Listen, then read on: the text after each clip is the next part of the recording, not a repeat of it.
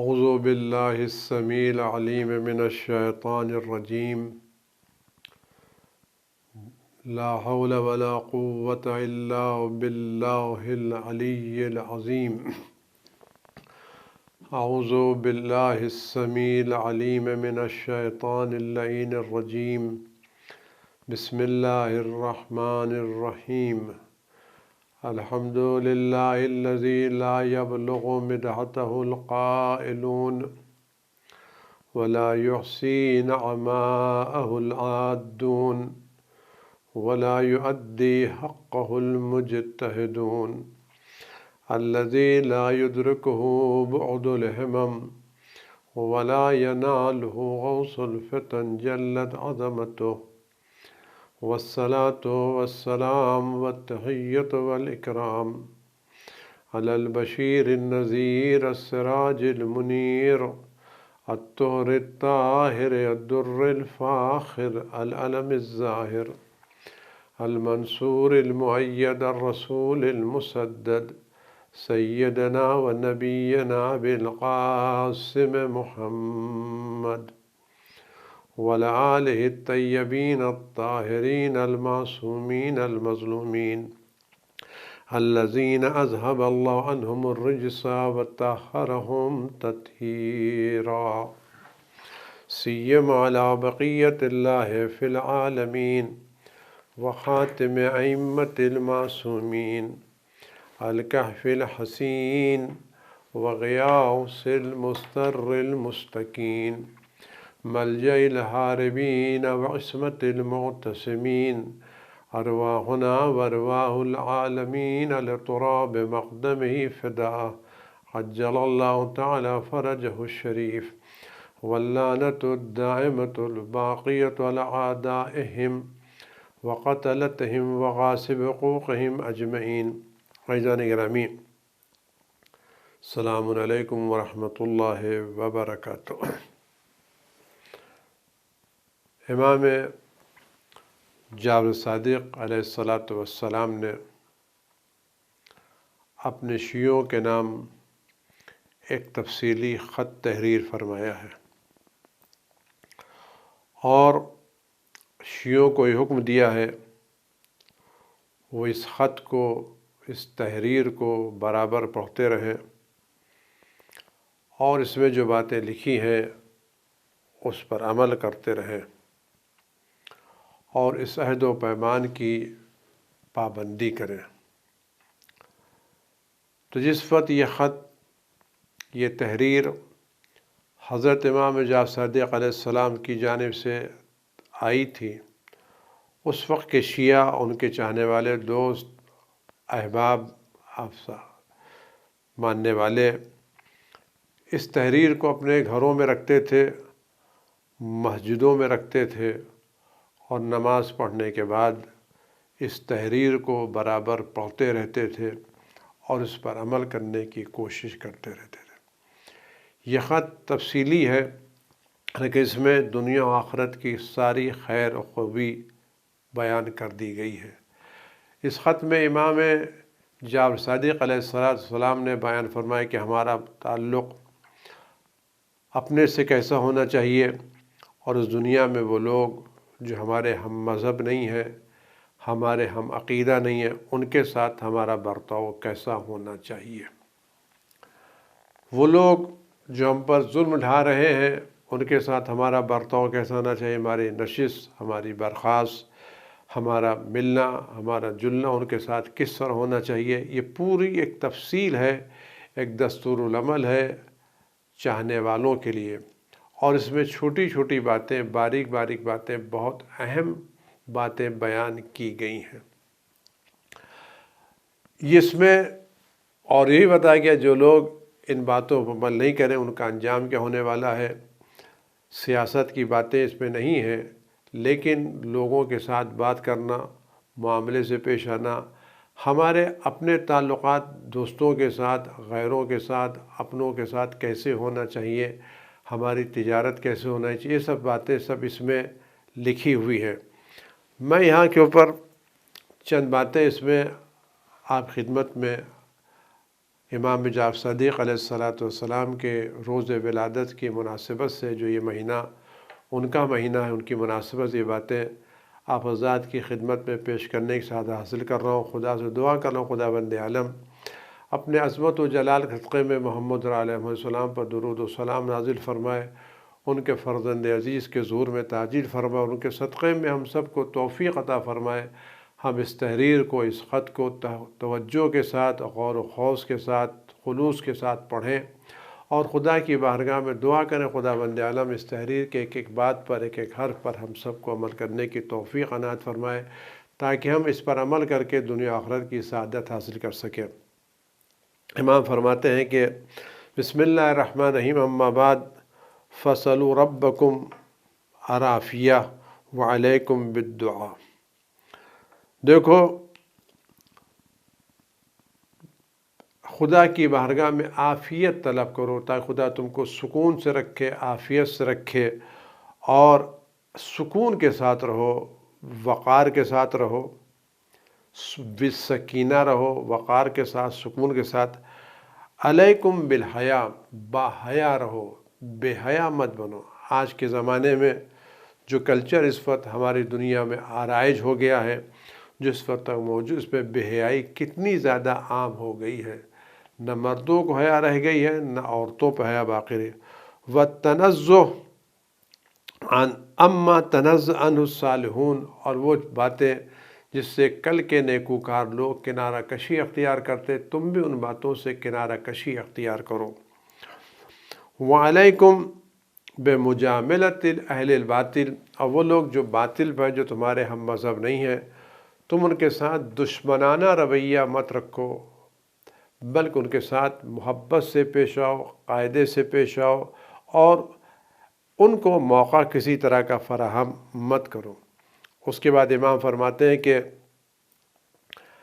وَإِيَّاكُمْ أَن تَطْلِقُوا أَلْسِنَتَكُمْ، اپنی زبانوں کو پھسلنے سے محفوظ رکھو۔ اہل باطل کے ساتھ برتاؤ کے بعد جو پہلی بات امام فرمائے، دیکھو اپنی زبانوں کو پھسلنے مت دو، اپنی زبانوں کو اپنے قابو میں رکھو۔ دیکھو زبان کے ذریعے سے قول زور، غلط باتیں مت کہو، تہمتیں، بہتان مت لگاؤ، گناہ مت کرو اور سرکشی کے لیے زبانوں کو استعمال مت کرو۔ یہ زبان اللہ کی امانت ہے، اللہ کی دی ہوئی نعمت ہے، اس عظیم نعمت کو گناہوں میں استعمال مت کرو۔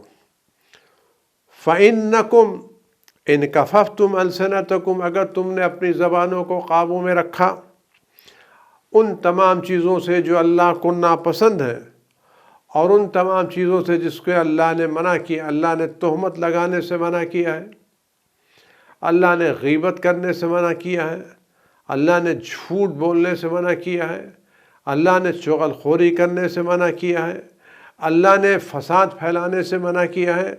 زبان کی گناہیں علماء نے 80 سے زیادہ لکھی ہیں۔ یہ زبان سب سے اہم رکن ادا کرتی ہے ہماری زندگی میں۔ امام سے ایک روایت میں ملتا ہے کہ جب صبح ہوتی ہے تو بدن کے سارے اعضاء ہاتھ جوڑ کر کے زبان سے کہتے ہیں پلیز ہمارا خیال رکھنا، تمہاری بنا پر ہمیں مصیبتیں جھیلنا پڑتی ہیں۔ اور واقعی بات صحیح ہے، گالی زبان دیتی ہے، مار پیٹ پر پڑتی ہے، تہمت زبان لگاتی ہے، کھوپڑی آدمی کی کھلتی ہے، بدتمیزی زبان کرتی ہے، پیروں پر چوٹ دوسروں سے لگتی ہے۔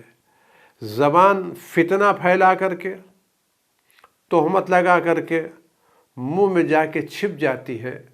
زبان کو کوئی نہیں کاٹتا، لیکن اس زبان کے بنا پر جسم کے ایک ایک اعضاء کو تکلیف برداشت کرنا پڑتی ہے۔ کہ دیکھو اس زبان کو ان تمام چیزوں سے محفوظ رکھو جو اللہ کو ناپسند ہے، اور ان تمام چیزوں میں زبان کو استعمال مت کرو جن سے اللہ نے منع کیا ہے۔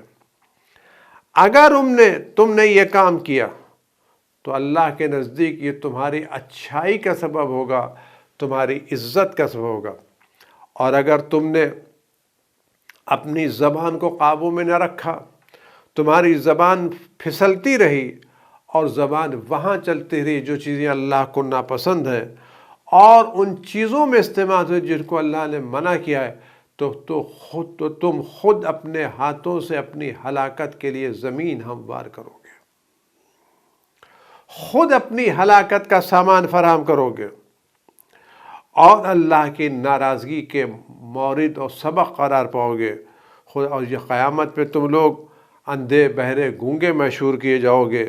خدا فرماتا ہے سم بکم عمی فہم لا یرجعون۔ کیوں؟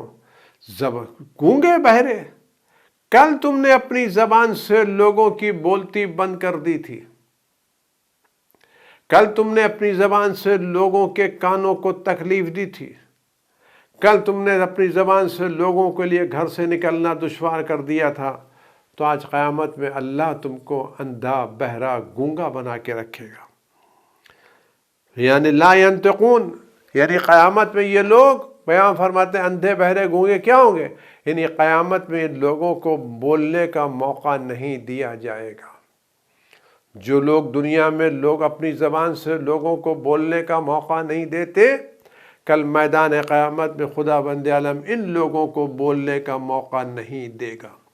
لہذا امام فرماتے ہیں اپنی زبان کو قابو میں رکھو، اپنی زبان کو قابو میں رکھو۔ دیکھو اپنی زبان کو قابو میں رکھو۔ وَإِيَّاكُمْ وَمَا نَهَاكُمُ أَن تَرْكَبُوهُ، اور دیکھو جو اللہ نے منع کیا اس کے قریب مت جاؤ۔ خاموشی اختیار کرو، سکوت اختیار کرو، مگر وہاں پر زبان کھولو جہاں زبان کھولنا فائدے کا سبب ہو۔ یہ آخرت، یعنی آخرت زبان وہاں کھولو جہاں زبان کھولنے میں آخرت کا فائدہ ہو رہا ہو اور تمہیں اس پر اجر و ثواب مل رہا ہو۔ اگر تم کو اللہ نے زبان دی ہے، گویائی دی ہے، تو اس زبان کو مصروف رکھو تحلیل سے، لا الہ الا اللہ سے، ذکر خداوند متعال سے۔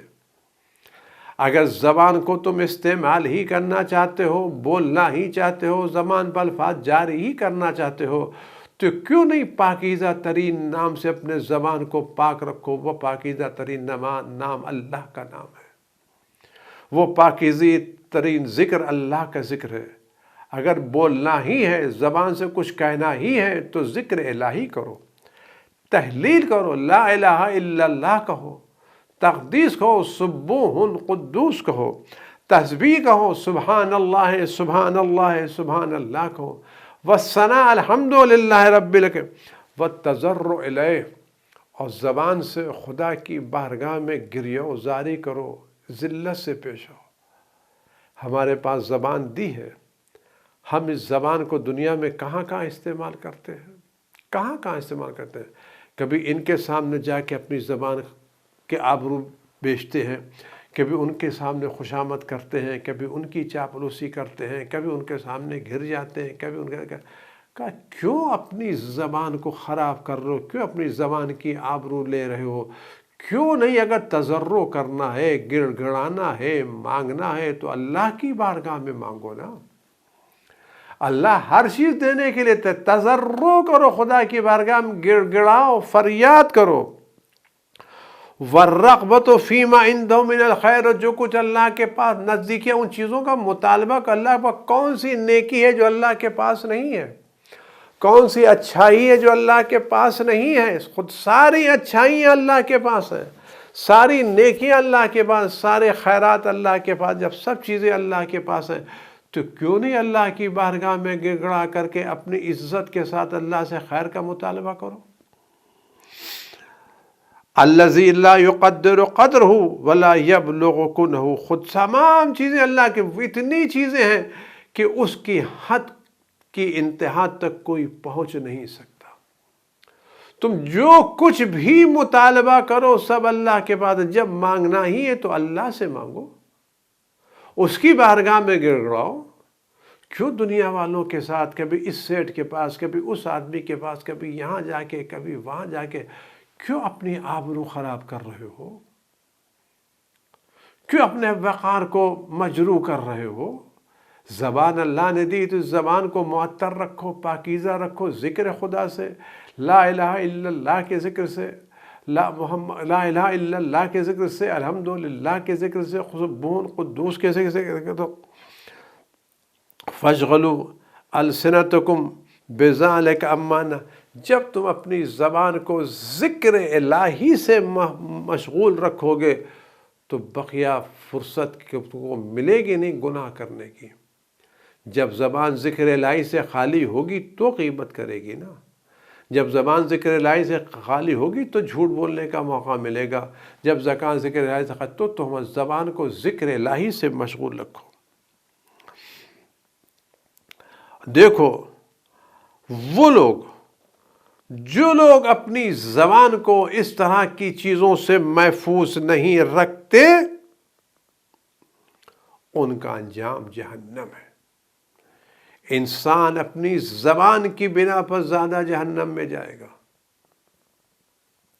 یہ زبان ہے جو انسان کو سب سے چھوٹی ہونے کے باوجود سب سے بڑا جرم اسی زبان سے مرتکب ہوتا ہے.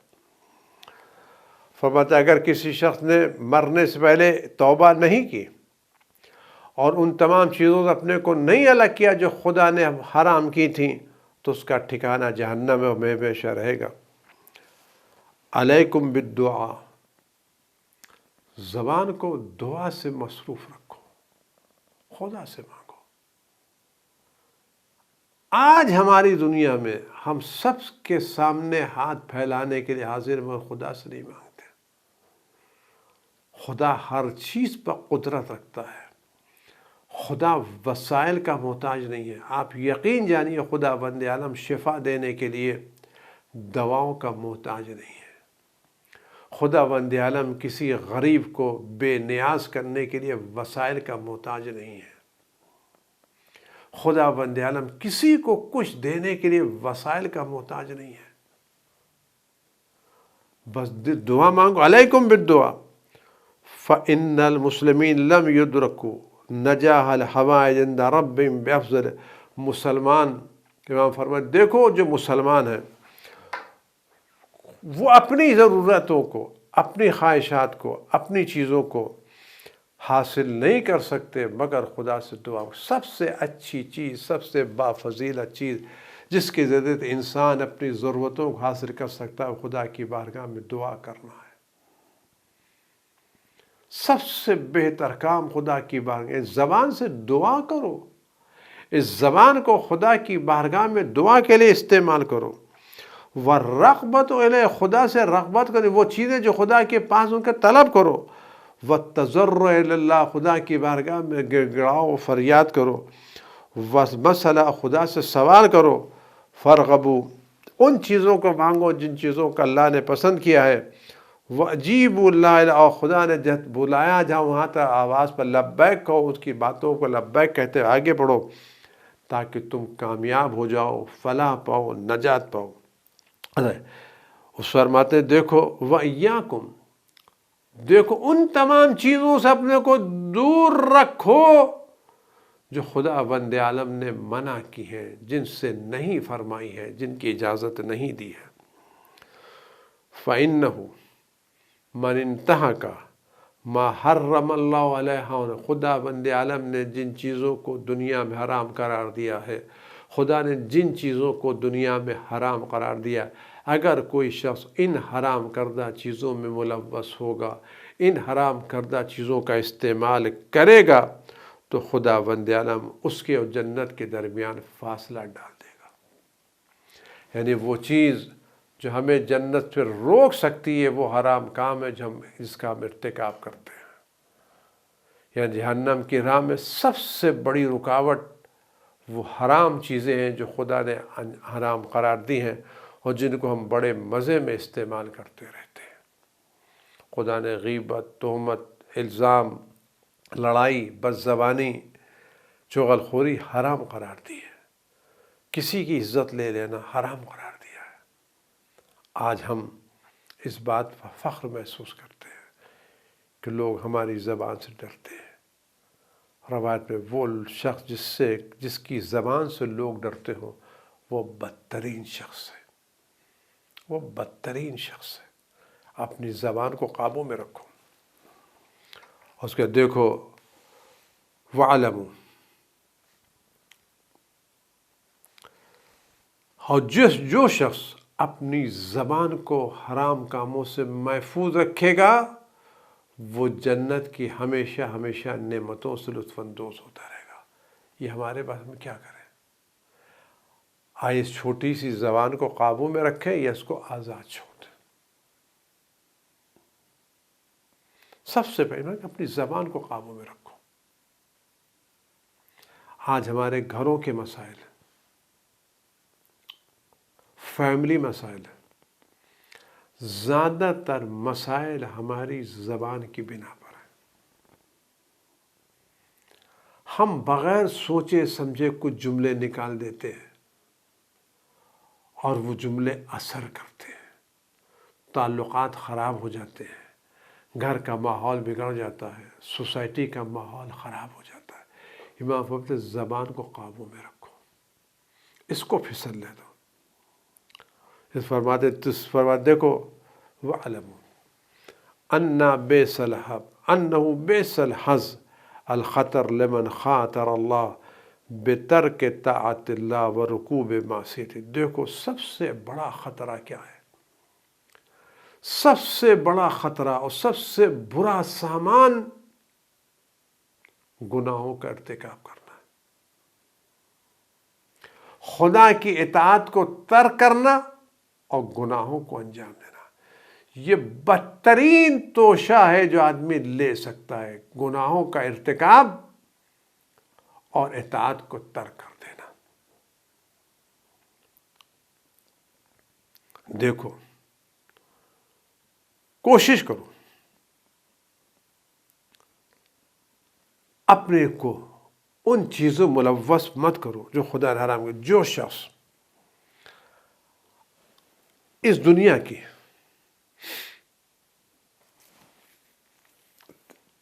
چند روزہ دنیا کی، منقطع ہونے والی دنیا کی،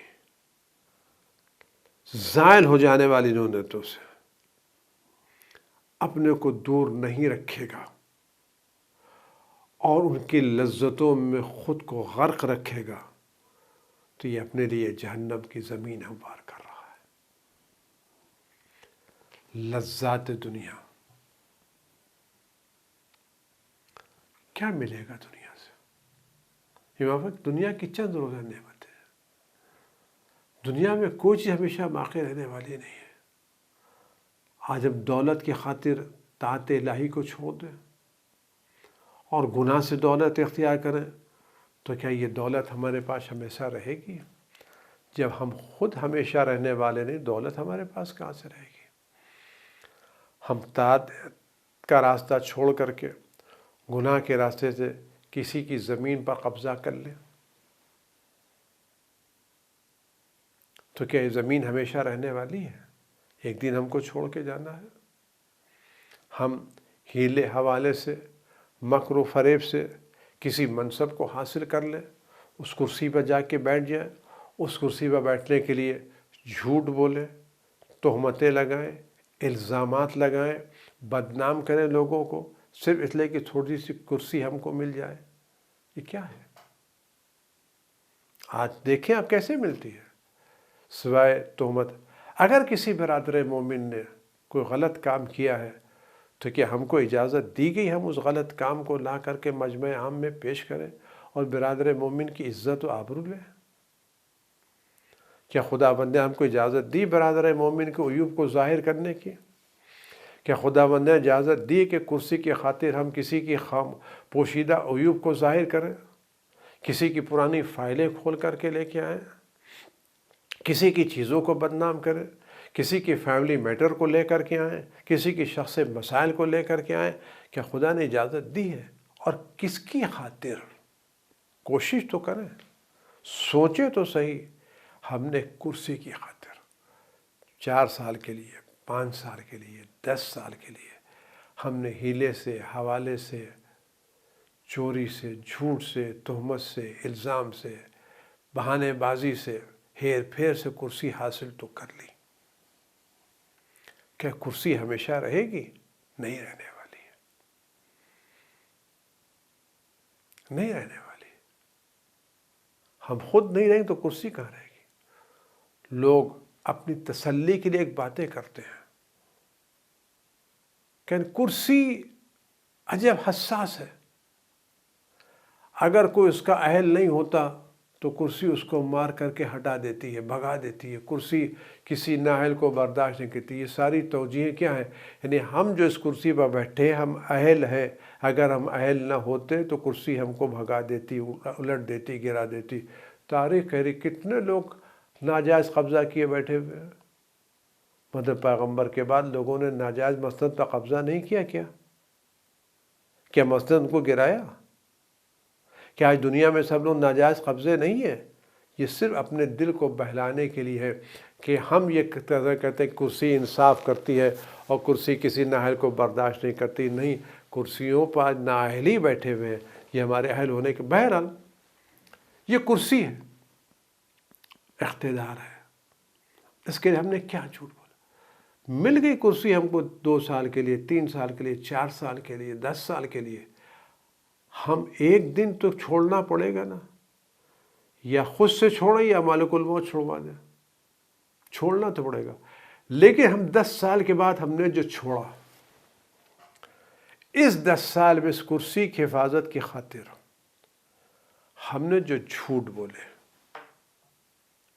جو تہمتیں لگائیں، جو برادران مومن کے پوشیدہ عیوب ظاہر کیے، جو مجمع عام میں ان کی بے عزتی کی، جو ان کے فیملی مسائل کو لا کے ہم نے لوگوں کے سامنے پیش کیا، کیا اس کی گناہ بھی 10 سال کے بعد ختم ہو جائے گی؟ کرسی تو 10 سال کے بعد چھوٹ جائے گی، لیکن اس کرسی کو حاصل کرنے کے لیے ہم نے جن حرام کاموں کا ارتکاب کیا ہے، کیا ان کی سزا بھی 10 سال کے بعد ختم ہو جائے گی، یا وہ سزا ہمیں قیامت میں بڑی طویل مدت کے لیے برداشت کرنا پڑے گی؟ تو اگر ایک 10 سال کی کرسی کے لیے ہمیں 100 سال کی عذاب برداشت کرنا پڑے تو یہ کرسی کا سودا سستا ہے یا مہنگا ہے؟ اگر ہم اس کے اہل نہیں ہیں، ہم کیوں کسی کرسی کی خاطر پیچھے پڑے ہوئے ہیں؟ ہم خود اپنے کو اتنا اہل بنائیں، اتنا اچھا بنائیں، اتنا بہترین بنائیں کہ ہم اس کی طرف نہ آئیں، وہ ہماری طرف آئے۔ مولا کائنات حضرت علی بن ابی طالب علیہ السلام کے بارے میں ملتا ہے، کسی نے کہا مولا خلافت نے آپ کو زینت نہیں دی ہے، آپ نے خلافت کو زینت دی ہے۔ خلافت نے آپ کو زینت نہیں دی ہے، آپ نے خلافت کو زینت دی ہے۔ تو علی کے ماننے والے ایسا ہوں کہ کرسی ان کی عزت کا سبب نہ بنے، بلکہ وہ کرسی کی عزت کا سبب بنے۔ ہم اپنے میں وہ کردار، وہ اچھائی، وہ اخلاق، وہ اعلیٰ صفات حاصل کریں کہ کرسی ہماری عزت کا سبب بنے، ہم کرسی کی عزت کا سبب بنے۔ فرماتے دیکھو یہ لوگ جو یہ کام کرتے ہیں، یہ دنیا کیا کر رہے ہو؟ خدا بند عالم کی بارگاہ میں پناہ مانگو ان تمام چیزوں سے، اور دیکھو خدا بند عالم سے پناہ مانگو، دعا کر خدا تمہیں ان چیزوں میں مبتلا نہ کرے۔ اور دیکھو خدا کی مدد کے بغیر کچھ بھی نہیں ہو سکتا۔ انسان اپنے وجود میں ضعیف ہو، کمزور ہو، ناتواں ہے، مدد صرف اللہ سے اور اس کے اولیاء سے۔ فرماتے دیکھو کیا جملہ ہے، فاتقوا اللہ ایتھا العصابۃ الناجیہ، اے نجات پانے والے گروہ۔ امام نے اپنے شیعوں کو، اپنے دوستوں کو نجات پانے والا گروہ کہہ کے خطاب کیا ہے۔ اگر وہ تمام چیزیں تمہیں میسر ہو گئی، تمام ہو گئیں، جو خدا بند عالم تم کو دیا ہے، اور دیکھو اس وقت تک یہ تمام چیزیں خدا کی تم کو مل نہیں سکتی جب تک تم ان تمام چیزوں پر عمل نہ کرو جو تمہارے گزشتہ لوگ جن پر عمل کرتے تھے۔ اور دیکھو اپنے کو آزماؤ، تم کو آزمایا جائے گا تمہارے اعمال کے، اور یہ بات دیکھو حتیٰ تسمعوا من اعداء اللہ اذًا کثیرا فتصبروا وتعرقوا بجنوبکم، حتیٰ دیکھو یاد رکھو اس دنیا میں یہ توقع مت رکھنا کہ اگر تم اللہ کی اطاعت کر رہے ہو، اس کی نافرمانی سے اپنے کو محفوظ رکھ رہے ہو، تو یہ توقع نہ رکھنا کہ تم کو اذیتیں نہیں ملے گی۔ نہیں، تم کو دشمنان دین سے، دشمنان خدا سے اذیتیں ملے گی، دشمنان خدا تم کو اذیتیں دیں گے۔ کیوں؟ اس لیے کہ دشمنان خدا کو تمہاری اطاعت قبول نہیں ہے، دشمنان خدا کو تمہاری نیکی قبول نہیں ہے، دشمنان خدا تمہیں نیک دیکھنا نہیں چاہتے، وہ تم کو ستائیں گے۔ ان کی نظروں میں تمہاری ترقیاں اچھی نہیں ہیں، تمہاری بلندیاں اچھی نہیں ہیں، وہ تم کو ستائیں گے، اور تم سے دشمنوں سے بڑی اذیتیں تم کو نصیب ہوں گی۔ لیکن اگر تم نے صبر کیا اور وہ ذلتوں کو برداشت کیا تو دیکھو تمہارے لیے آخرت کے بڑے درجات ہیں۔ کیوں؟ یہ ذلتیں ختم ہو جائیں گی، آخرت کی عزتیں باقی رہ جائیں گی، دنیا کی عزتیں ختم ہو جائیں گی، آخرت کا آرام باقی رہے گا۔ تو دیکھو تیار رہو، دیکھو چیزیں فرما، دیکھو خدا بند عالم نے ان چیزوں کو بیان کر کے رکھا ہے، اس میں فرماتے دیکھو صبر کرو۔ خدا بند عالم نے پیغمبر صبر ہوئے، تمہاری حیثیت ہماری حیثیت کیا، بقیہ حیثیت کیا، مگر کیا پیغمبر نے کسی کو ستایا تھا؟ پیغمبر نے کسی کو اذیت دی تھی؟ پیغمبر کی زبان سے کسی کو تکلیف پہنچی تھی؟ پیغمبر تو لوگوں کی نیکی کے لیے آئے تھے، اچھائی کے لیے آئے تھے، لیکن اتنا سا ہے کہ خدا نے کہا فاصبر کما صبر اولو العزم من الرسل ولا تستعجل لهم۔ پیغمبر جس طرح اس سے پہلے اولوالعزم انبیاء نے صبر کیا ہے، آپ بھی صبر کریں۔ داستان انبیاء، تاریخ انبیاء صبر کی داستان ہے۔ میں جملہ کہہ کے بات آپ سچ بتائیں، بنی اسرائیل نے جناب موسیٰ کو ستایا، جناب عیسیٰ کی قوم نے جناب عیسیٰ کو ستایا، رسول خدا کی قوم نے رسول خدا کو ستایا۔ آیا ان ستانے والوں کا انجام بہتر ہوا یا صبر کرنے والوں کا؟ آج درجہ کتنا بلند ہے، آج وہ بھی ختم ہو گئے جنہوں نے ستایا تھا، اور وہ بھی دنیا سے چلے گئے جن کو ستایا گیا تھا۔ ستانے والے بھی دنیا سے چلے گئے، اور جن کو ستایا گیا تھا وہ بھی دنیا سے چلے گئے۔ آج حالت کس کی بہتر ہے؟ آج جن کو ستایا گیا وہ نعمتوں میں ہیں، آسائشوں میں ہیں، بہترین زندگی بسر کر رہے ہیں، اور وہ لوگ جنہوں نے ستایا تھا آج وہ عذاب میں ہیں۔ قرآن کریم فرعون کے بارے میں کہتا ہے کہ ان لوگوں کے پاس صبح بھی ان پر عذاب نازل کیا جاتا ہے، شام بھی عذاب نازل کیا جاتا ہے۔ جناب موسیٰ دنیا سے گزر گئے، فرعون دنیا سے گزر گیا، آج جناب موسیٰ خدا کی بارگاہ میں عظیم درجے پر فائز ہے، اور اس وقت سے لے کے آج تک فرعون پر اور ان کے قوم پر عذاب ہو رہا ہے نہیں ہو رہا ہے؟ آپ سچ بتائیں، انہوں نے جناب موسیٰ کو کتنے سال ستایا؟ وہ ستانے کی مدت زیادہ تھی یا عذاب برداشت کرنے کی مدت؟ آج ہزاروں سال ہو گئے جناب موسیٰ علیہ السلام کو گزرے ہوئے، ہزاروں سال ہو گئے فرعون اور اس کے قوم کو اور اس کے اعوان و انصار کو دنیا سے گئے ہوئے، لیکن آج ہزاروں سال کے بعد بھی قرآن کہتا ہے ہم صبح بھی فرعون پر اور فرعونیوں پر عذاب نازل کرتے ہیں، اور شام کو بھی فرعون و فرعونیوں پر عذاب نازل کرتے ہیں۔ کیا ہے؟ لہذا دیکھو ان مسائل میں ظلم سے مت گھبراؤ، صبر کرو، یہ مدت تمام ہو جائے گی، لیکن اس کے بعد نتیجے بہت اچھے نکلیں گے۔ یہ دشمنوں کی اذیتیں، دشمنوں کی تکلیفیں تمہارے ہاتھوں سے صبر کا دامن چھوڑنے نہ دے۔ صبر کا دامن پکڑے رہو، صبر کرتے رہو، انجام بہترین ہوگا۔ ان حالات میں جن سے ہمارا آپ گزر رہے ہیں، یہ آزمائش کا دور ہے، ہمیں ان حالات میں صبر سے کام لیں، ہر جگہ صبر سے، گھر کے مسائل میں، فیملی کے مسائل میں، خاندان کے مسائل میں۔ جس نے صبر سے کام لیا کامیابی اس کے ہاتھوں میں مل گئی، اور جس نے جلد بازی سے کام لیا ناکامی اس کے ہاتھوں میں ملی۔